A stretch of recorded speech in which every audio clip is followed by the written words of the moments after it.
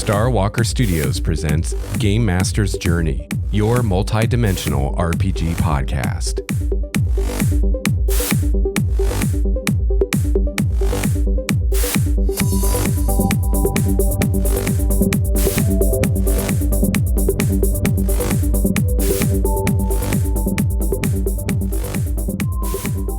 Hello, fellow gamer. Welcome to episode 270 of Game Master's Journey. I'm your host, Lex Starwalker. On this show, we discuss the craft and the art of game mastering. I've been running RPGs for over 28 years now, and I produce this show in the hopes that you can benefit from my experience, my triumphs, and my mistakes. Brett joins me again today to continue our exploration of the Dungeon Master's Guide. We are working through Chapter 9, which is the Dungeon Master's Workshop. So this chapter has a lot of different options and variants that you can use in your game or not to customize it into what you're looking for. And today we'll be talking about hitting cover, cleaving through creatures, lingering injuries, massive damage, and morale. But before we get into that, I want to remind you that I am releasing my novel, Dawn of Endless Night, on the blog. I release a chapter of that every week. I think by now there's 10 or 11 chapters up there now. So you can go check that out at starwalkerstudios.com. And it's a urban fantasy. And I just thought I'd release it on my blog and see what people think of it. So check it out.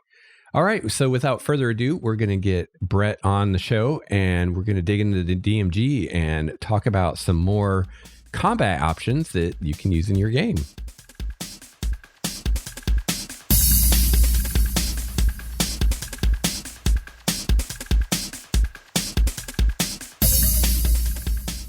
All right, next is hitting cover.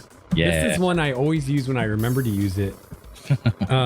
So when a ranged attack misses a target that has cover, you can use this optional roll to determine whether the cover was struck by the attack. First, determine whether the attack roll would have hit the protected target without the cover. If the attack roll falls within a range low enough to miss the target, but high enough to strike the target if there had been no cover, the object used for cover is struck. If a creature is providing cover for the missed creature and the attack roll exceeds the AC of the covering creature is hit. Yep. So this is actually a lot simpler than it probably sounds. So let's say, I think, now I'm trying to remember what but the light cover, isn't it like +2 to AC?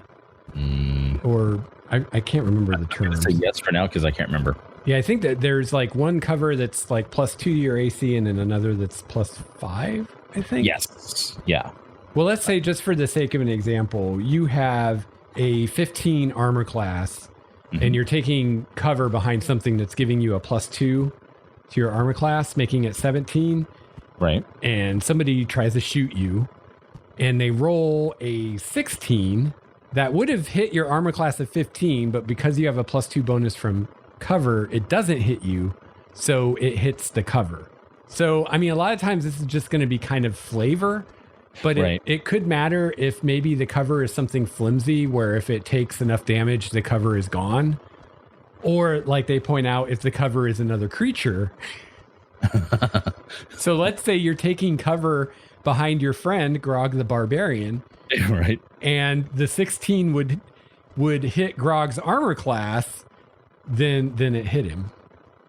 Ooh. How would you... Okay, no, that makes sense. Never mind.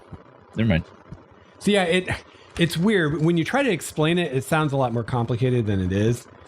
So you're just looking at what is the character's armor class normally, and then what is their armor class with the cover bonus. And if the attack misses them, but it would have hit. Yeah, if it would have hit them without the cover, but doesn't because of the cover, then it hits the cover. Right. Or if it just completely misses altogether, then it doesn't hit anything. And if the cover is a creature or something with an armor class, it also has to hit that armor class. Exactly. That's what I was thinking. You would just resolve that as if the person in front was the one targeted. Yeah. So like, let's say in the example, you have a 15 armor class, you're getting a +2 bonus from cover, that cover is your friend Grog the Barbarian, and he has a 16 armor class. Right. And someone rolls a 16 to hit. Well, that misses you because it didn't beat the 17 for your cover bonus, but it hits the cover. Right. And it hits Grog because it hits his armor class. But let's say Grog had a 20 armor class because he's wearing like plate armor or something. Right. Then it just like hits his armor and doesn't hurt him. That makes sense. Really quick, you're spot on. Half cover is a +2 bonus to AC. Half cover, that's what it's called. And 3/4 cover is +5. Okay, cool. Total cover can't be targeted. Yeah. Awesome. So yeah. So like, let's say you got a 15 armor class and you've got 3/4 cover, then with the cover bonus, your armor class is 20. Right. So if someone rolls between a 15 and I guess a 20 would hit you. So between a 15 and a 19, then they're hitting the cover. Right. Whatever that is. And yeah, most of the time it's just probably going to be the way you describe it. But it could be something where maybe the cover is, I don't know, like a wooden wall, and maybe they do enough damage to the wall that now there's a big hole in it and you don't have cover anymore or something. Right. So it could matter. Yeah. Yep, absolutely. Or door, or yeah. I try to do the same thing with armor. You know, I think about what's your armor class with or without the armor. Yeah. And if to say that, oh, that arrow hit your armor. Right. As opposed to it just missed you. Right. We had this conversation. That's something that I love the idea of doing. Yeah. It is where you're tracking. That's what we were talking about combat. It was a previous episode. Yeah. And yeah, just just adding flavor. Yeah, because it's not going to really matter. Right. Yeah. No, it's not going to affect the actual gameplay. But now, if you're going to go so far as to give armor hit points and say when it takes so much damage, the armor falls apart. But yeah, that's going to another level. I don't want to do that. Next, we have cleaving through creatures. This reminds me of one of my favorite feats from 3rd edition, Cleave. AKA disarming. Yeah, this is really cool because this is something you don't need a feat. Like if you use this rule, anybody can do it. Yeah. And this is something I would definitely use like with you guys in our campaign. If for some reason you were fighting like, I don't know, goblins, like something like really far beneath you, if I didn't just hand wave the encounter and say you just decimated them, I would definitely use this. So it says if the player characters regularly fight hordes of lower level monsters, consider using this optional rule. It should speed up the fight, the encounter itself. When a melee attack reduces an undamaged creature to 0 hit points, any excess damage, I love this so much. Any excess damage from that attack can be carried over to the next nearby creature. The attacker targets another one, that next creature within reach, and if the original attack roll can hit it, applies any remaining damage to it. If that creature was undamaged and is likewise reduced to 0 hit points, repeat this process. Yeah. Carrying over the remaining damage until there are no valid targets. I like that they make the stipulation that they have to be undamaged. Yes. Yeah. That prevents, like, say, your wizard from shooting out 5 magic missiles and bringing 5 guys down to, like, you know, single digit hit points, and then the barbarian just cleaves through all of them. Right. But yeah, so I think a lot of times these are just easier with examples. So let's say you're fighting a goblin or a bunch of goblins, and let's say all the goblins have 2 hit points. Right. And you hit the first goblin and you rolled 10 damage. Well, that goblin takes 2 hit points, and then the next goblin and you could kill 5 of them with 1 hit. Yep. As long as they're all within reach of your weapon. Exactly. As long as the original attack roll can hit it. Yeah. So maybe one of the goblins is like wearing plate armor, and so that one doesn't get hit because the roll wouldn't hit it. But yeah, this is a way to speed up those combats without just hand waving them, and make the players are just, their characters are going to feel so epic. Love that. Yeah. And imagine if you have like multi-attack and you've got like 2 or 3 attacks and you're cleaving with each, like you could make an attack, kill 4 goblins, take a step, make another attack, kill 4 more goblins, take a step, make another attack. Like it could get pretty awesome. That's a high to low level storytelling moment. Yeah, that'd be fun. A good memory. Probably don't want to use this against your first level characters with your NPCs. That's probably not a good idea. The ogre takes you all out with one hit. Yeah, it's fair to say it can work both ways. Yeah, but usually it's going to be the players doing this because hopefully they're not going to be fighting things that are so far beyond them that you think about using the cleave against them. Once again, it's important to teach your players it's okay to run. Yes, especially at low level. Yeah. All right. Next, I love this one too. Injuries. This is one I feel like I forget to use sometimes. Me too. I think we brought this up before too, but I love this. So damage normally has no lingering effects. So this option introduces the potential for long-term injuries. So it's up to you to decide when you're going to check for one of these injuries. But here are some ideas of when you could use this. When someone takes a critical hit, which I think makes sense and is a time that I wish I would remember to use this and I never do. Yeah. When it drops to 0 hit points but isn't killed, or when it fails a death saving throw by 5 or more. Oh. That's another great time to use it that I never remember. Yeah. So when one of those things happens or you just decide, hey, there's the potential for one of these injuries, they have a table that you roll on to determine what that injury is. And maybe we can just go through these kind of quick. Sure. What the options are. Yeah. I would also say that this is, although it is a table set up to roll against, it could be something that you just refer to circumstantially if, depending on what the hit was. And yeah, you might want to do that too. Yeah. Because some of these are a lot more debilitating than others. Yeah. Or one might just really fit a character really well for some reason. Right. I knew he had a limp. I just didn't know why. Yeah. So like the first one is lose an eye. Yeah. But it has disadvantage on wisdom checks that rely on sight and ranged attack rolls. So that can be very bad. Yeah. And the eye can be restored with something like the regenerate spell. And I love that they feel the need to point out, if you have no eyes left after sustaining this injury, you're blinded. That's good to know. Some people need the obvious spelled out to them. So right. Well, they can't see it. So. Number 2. Yeah. Go ahead. Lose an arm or a hand. You can Luke Skywalker it. You can no longer hold anything with 2 hands, and you can hold only a single object at a time. Magic, such as the regenerate spell, can restore the lost appendage. Yeah. Next is lose a foot or leg. So your speed on foot is halved. You must use a cane or a crutch to move, unless you have a peg leg or something like that. If you take the dash action, you fall prone afterwards. You have disadvantage on dex checks made to balance. And this too can be repaired with magic like the regenerate spell.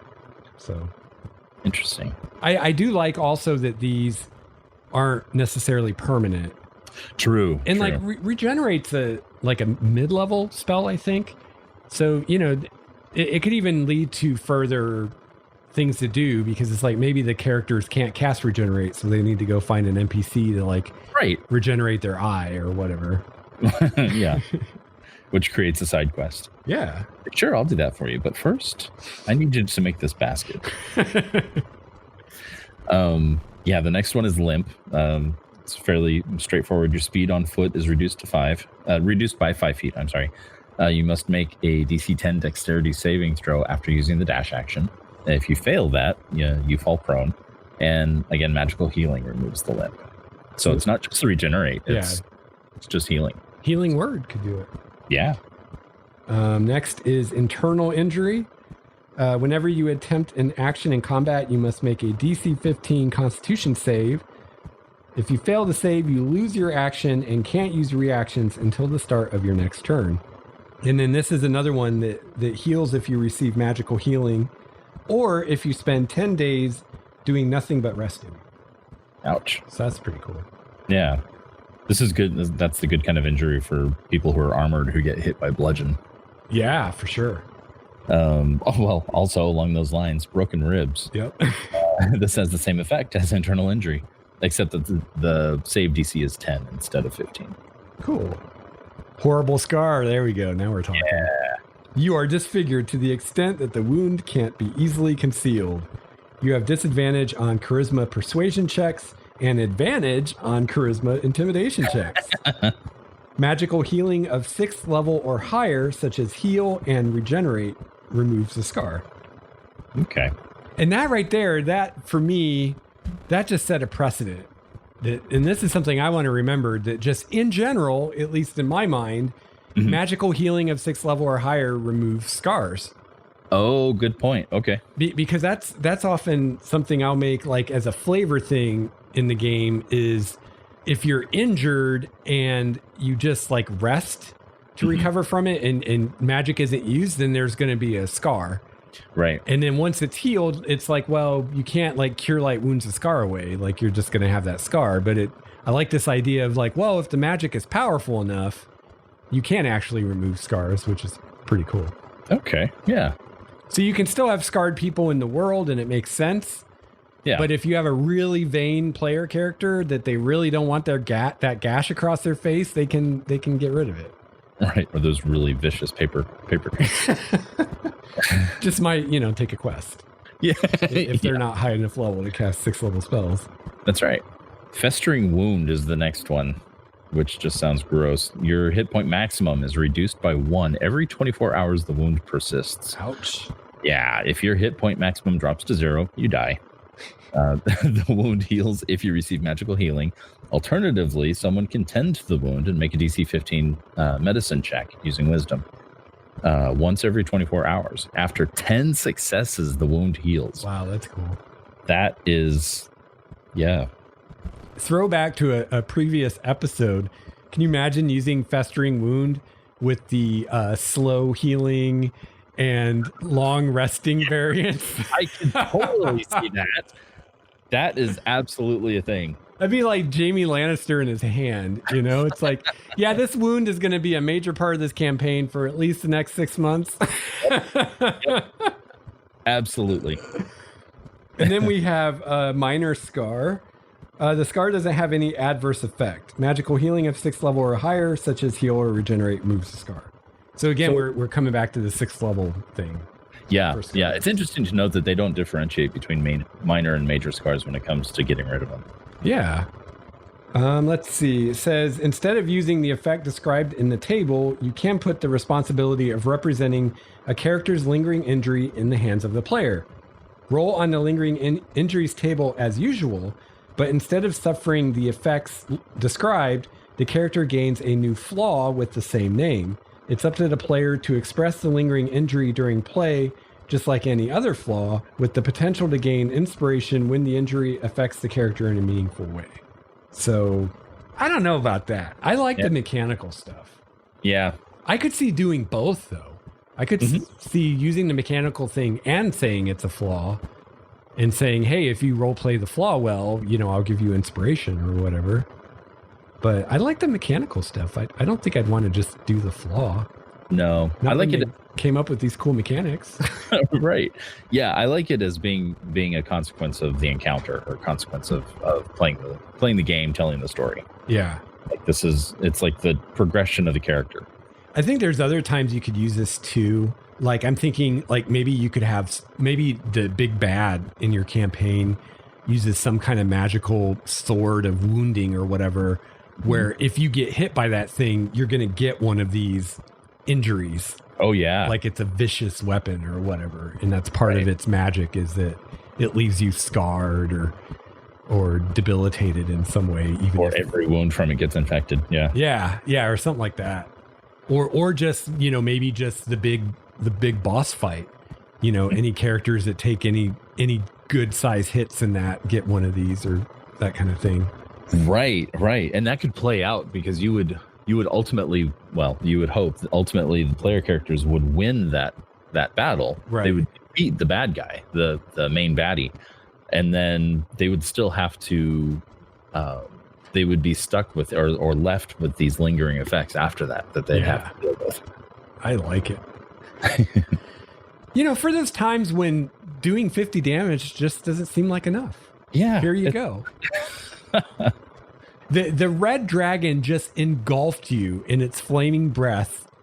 50 damage just doesn't seem like enough. I feel like it should have done more. I think some heavy scarring is in order here. I'm pretty sure a horrible come from that, at the very least. Well, this just made me think of something interesting. I'm thinking of Druenda in our campaign. Mm-hmm. She's a person who's blind because she was scarred from a red dragon breath, and her face is all like melted and stuff. Yeah. Now I'm kind of wondering, why didn't she just have someone in the guild cast a 6th level regenerate on her? Yeah, which means that's probably something we should be thinking about. Right. It would have removed the scars and brought her eyes back. Right. Yeah. So, yeah. Of course, you guys already know that. We know that she's really something else. So I guess you know what. No spoilers, but yeah. You kind of think that all the people in the guild would be like, wait a minute, why doesn't she just get that healed? Why is she going around blind? Maybe there was something that they couldn't at the time, and the statute of limitations on healing is up. Or maybe because the dragon was so powerful, there's like magic in that scarring that you can't just heal it away. Oh, yeah, that's interesting. It sucks for us because I know that dragon's coming our way soon. Well, you did kill her kid, so I know. Well, more importantly, we took her treasure. Yes. That probably is more what she's mad about. All right, so I think the next thing kind of goes right along with this. Another segue. Massive damage. This is another one I love to use and want to use and think sometimes I forget it when I should use it. So this makes it easier for a creature to be felled by massive damage. So this is something you can use against the player characters, and they can use it against NPCs too. Mm-hmm. So when a creature takes damage from a single source equal to or greater than half its hit point maximum, it must succeed at a DC 15 con saving throw or suffer a random effect from this system shock table. So for example, a creature that has a hit point maximum of 30 must make that Constitution save if it takes 15 damage or more from a single source. Now, right away, a caveat here that I'm really surprised they don't spell this out, but I would not use this with low-level characters. Oh, no, absolutely. Like a first-level character, even a first-level fighter probably only has at most 12 hit points, which means, there's a lot of things out there that do 6 damage or more. Yeah. And so I wouldn't even think about this until, they're high enough level that they have enough hit points that it's going to be uncommon that they take that much damage from one hit. Right. Like save it for those really big hits where you're like, whoa. So then we have the table that we roll on. So this is going to tell you what actually happens. And I think just like the other one, like what Brett said, you don't have to roll on this. You could just choose what seems most appropriate to you. Yeah. So this has you rolling a D10. On a 1, the creature drops to 0 hit points. So then they'd start making death saves. On a 2 to 3, they drop to 0 hit points, but they're stable, so they don't have to make death saves. 4 to 5, they're stunned until the end of the next turn. 6 to 7, they can't take reactions and have disadvantage on attack rolls and ability checks until the end of the next turn. Or 8 to 10, they can't take reactions until the end of its next turn. So... Yeah. None of those are like, I remember, I think it was 2nd edition, they had this as an optional rule, and like you could die from this like pretty easily. Well, it would take time, but if you decided the first option, or if you rolled a 1, and then lose your death saves, then that can still happen. But there's a little bit of a safety net there. Yeah, I think in 2nd edition it was just a straight up save or die. If you took half your hit points and damage, you made a saving throw, and if you failed, you died. I think that's how it worked. Okay. So this is a little better, I think.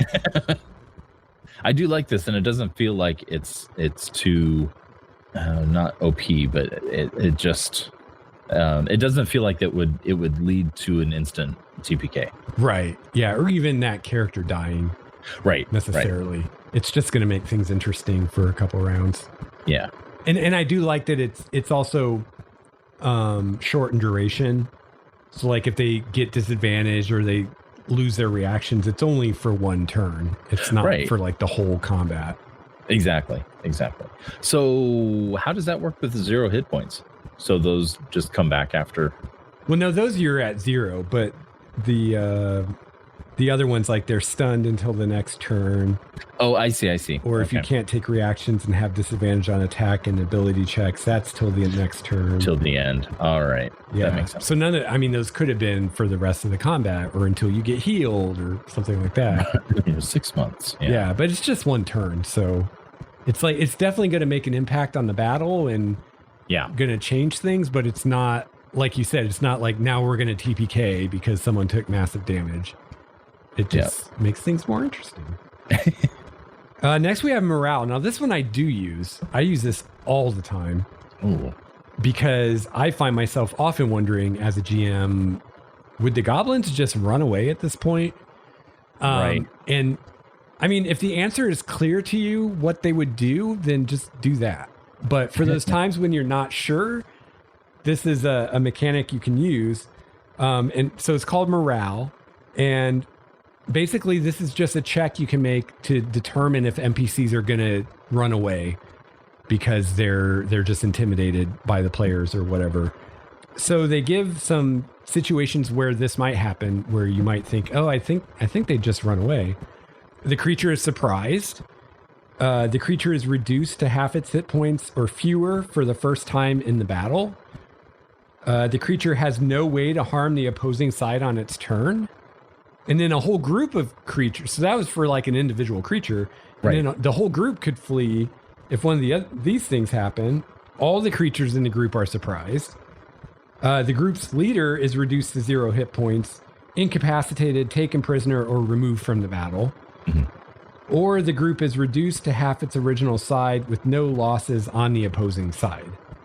So anytime one of those things happen, you could be like, hey, they might just run away at this point or surrender. So to determine if they do that, you have the creature or group of creatures make a DC 10 wisdom saving throw.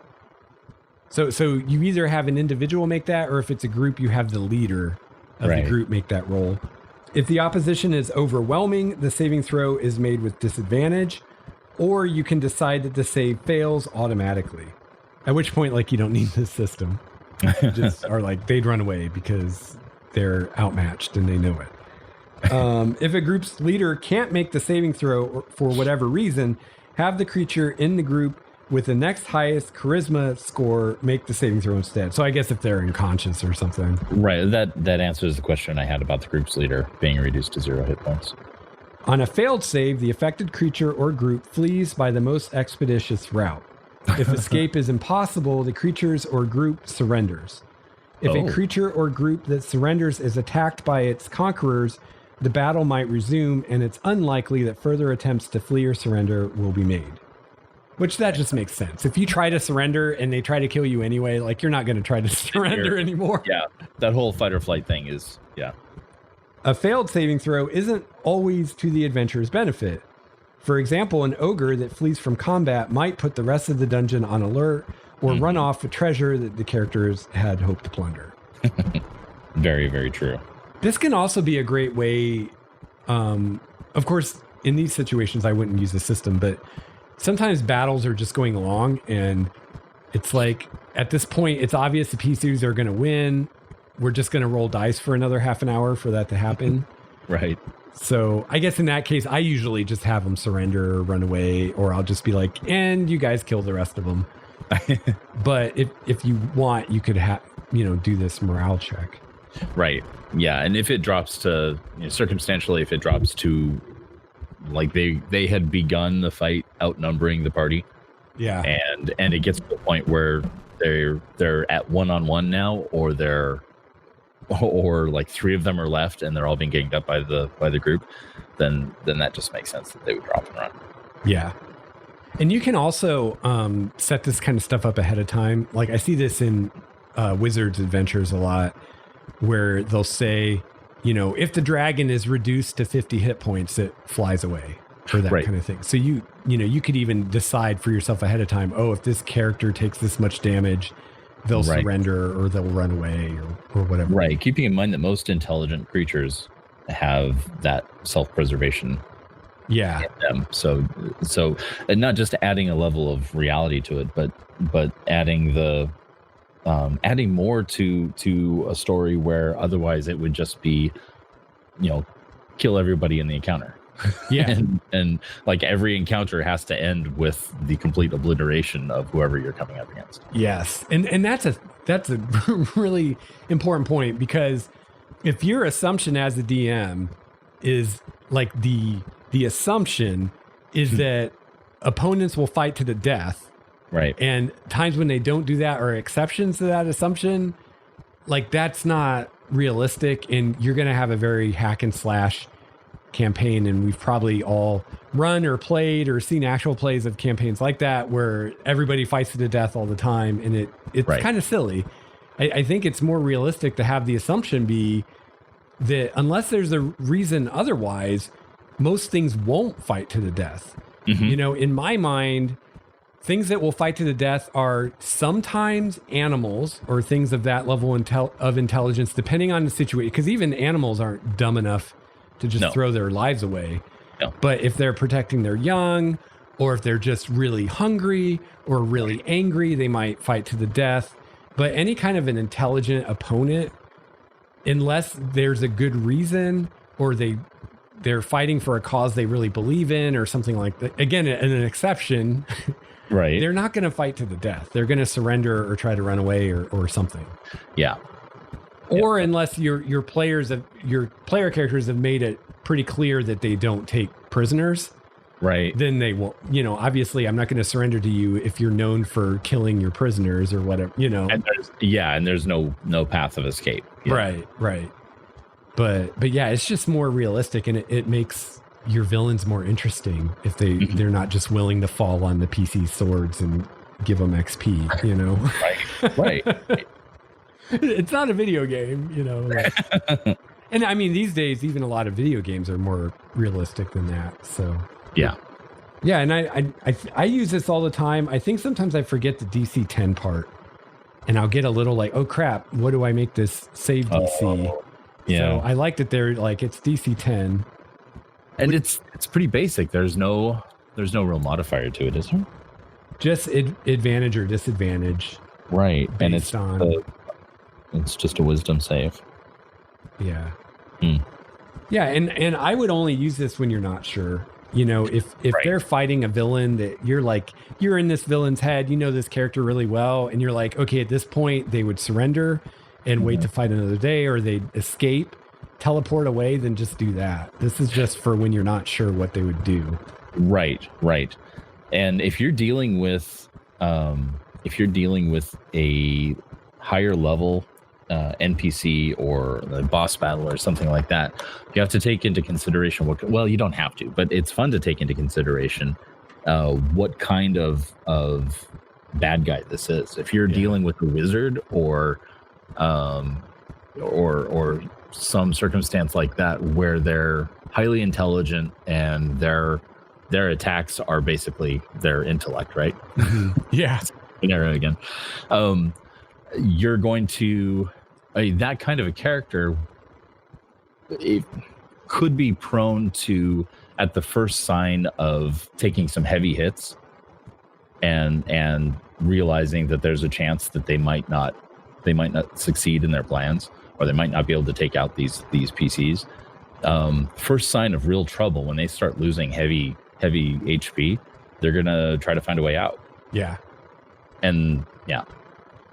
And if the PCs are attacking them in their lair, there's a good chance they have some kind of escape plan in place, And Wizards does a pretty good job of that in their adventures. I've seen that more than once, where, it'll be a beholder or a dragon or a hag or whatever, and they'll be like, here's this creature's escape plan if they're fighting in their lair and things start to go badly. Here's what they'll do, They're going to cast invisibility, and then they're going to teleport, or they're going to go to the escape hatch or whatever it is. And And another cool thing about that is then you can bring them back again. So, instead of them just killing your evil whatever it is, and that's the end of it, they can escape and then they can fight them again someday. And then it becomes an epic battle. Yeah. And maybe now that this NPC has fought the player characters, they'll be better prepared next time. They know some of their tactics and what their magic items are. And exactly. Yeah. The PCs have grown. The NPC has grown. Yeah. And then it's not the same battle when you go back to it. Yeah. Yeah. So that's the end of the combat or the action stuff. Yeah. Any final thoughts or comments on this? For the most part, I think all of these are great ideas. Except for the weapon speed thing. Yeah. But that, again... Caveat. Exactly. Yep. Exactly. There's still room to use that. Yes, in a certain situation, that could be just the thing. Yep. I really hope I remember that if we ever have some kind of like battle between champions or something. Yeah. That would be a lot of fun. That was actually in the Numenera adventure we just finished. Mm-hmm. When you were like, oh, there were options other than combat. One of the possible options was those creatures, the beetle creatures. I can't even remember what they were called now. One of the possibilities was they had a champion, and there could have been a fight between your champion and their champion, kind of thing. Did we have a champion? Yeah, you have to figure out who that is. There's a fight among the PCs to figure out who the champion is. Yeah, it's the preliminary fight. But yeah, that would have been a cool thing to have for something like that. Yeah, that would be neat. To turn it into more, because a battle between two people with the way initiative and everything works in this game, it can get really predictable and kind of just like back and forth, back and forth, back and forth. So this would make it more interesting. And it gives bonuses or penalties for changing up your tactics. Yeah.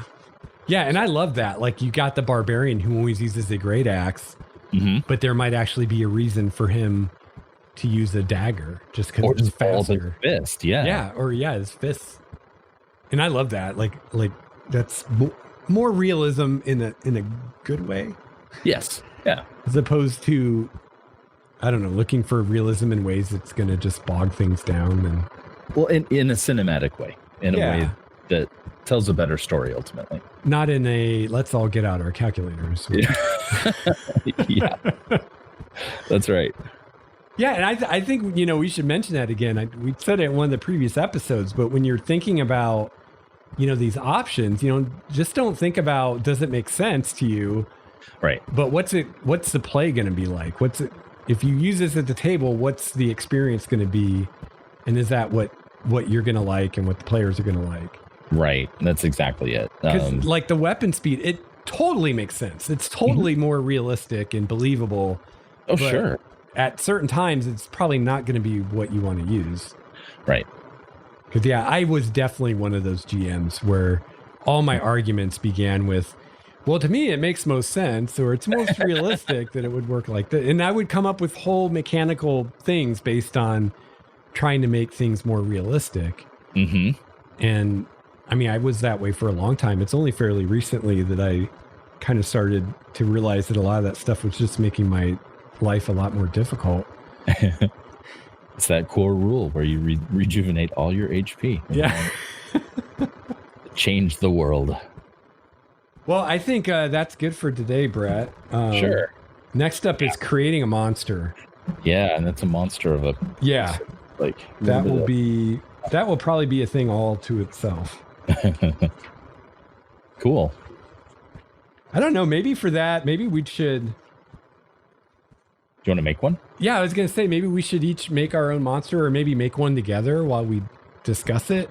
Ooh, that'd be something fun. Because I think a lot of this stuff, it's easiest to explain with examples. Yeah. Because you just read the rules and it sounds really confusing, like the way they word it. And it's a lot easier if you just give an example. And it's like, oh, yeah, that's not that complicated. Like the whole thing of hitting cover.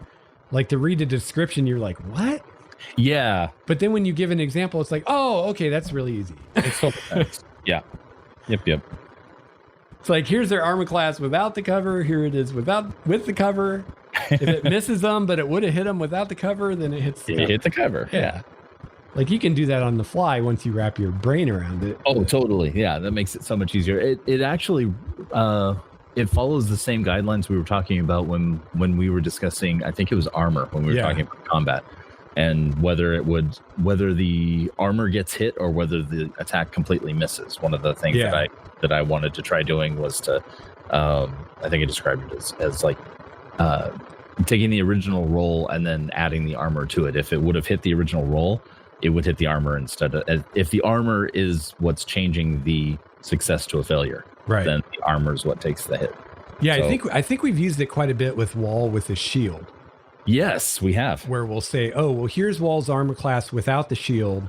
Here's it with, so the shield's giving him, I don't know, +4 to his armor class. Right. So if it misses him by 4 or less, then he blocked it with the shield. Yeah. Just kind of as a guide for just the flavor of when you're just dodging or when you're using the shield to block something. And yeah, it just helps to describe it better. Yeah. So that we get a mental image of what's actually happening, whether you're able to dodge out of the way or not mechanically dodge, but dodge out of the way, or if you take the hit and the armor does the work. Yeah, I think we should build a monster together. I think let's do it. Okay. Let's before we record, let's decide on the basic, is it going to be a dragon or an elemental or what is it going to be? And then we'll figure out the stats and everything. We can make a new kind of dragon. Nah, dragons haven't worked. Let's do something else. Okay. Yeah. I'll let you know if I have any ideas. Yeah. Yeah, for sure. Yeah, that'd be kind of fun. And then, we can go through the steps of what would this thing's CR be? Oh no. Yeah. Yeah, there is an interesting discussion on one of the more recent Sage Advice where Jeremy Crawford was talking about creating your own monsters. Yeah. And he kind of he was talking about, he's like, this isn't for those of you who are publishing your own supplements as third-party publishers and you want to know how to design a monster. This is for just a GM who wants to design a monster for their campaign. And he did confirm that there are things that they do that aren't in the DMG. Secret mechanics. Right. Yeah. This is going to get you close, but it's not necessarily how they're doing it. Right. Which I long suspected that just from trying to reverse engineer some of their monsters. You did an episode where you tried to do that backwards and it didn't work. Yeah. So there's definitely, and I think he said something about they have these massive spreadsheets that they use to figure the CR. And, this is kind of a slightly simplified version. Yeah.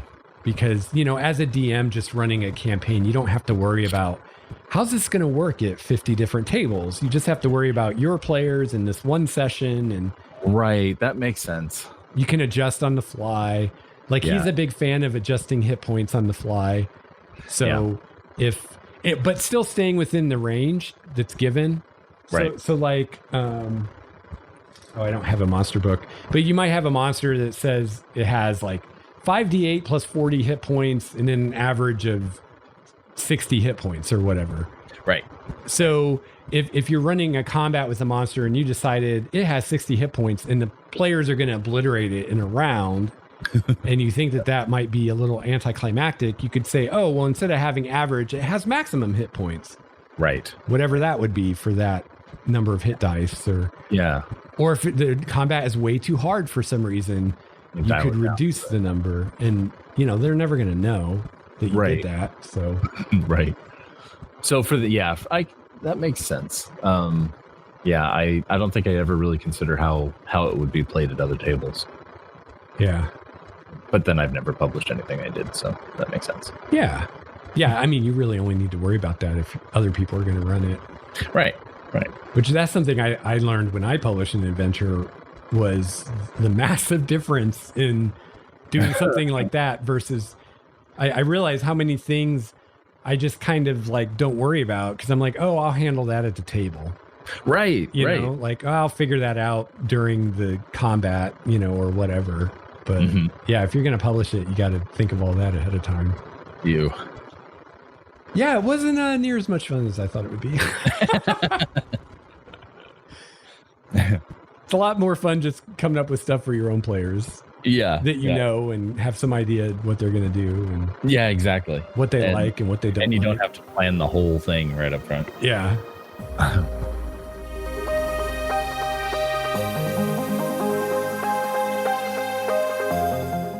All right, well, that's going to wrap it up for episode 270. If you'd like to get a hold of me, you can shoot me an email at gamemastersjourney@gmail.com, and you can call my voicemail 951-GMJ-LEX1.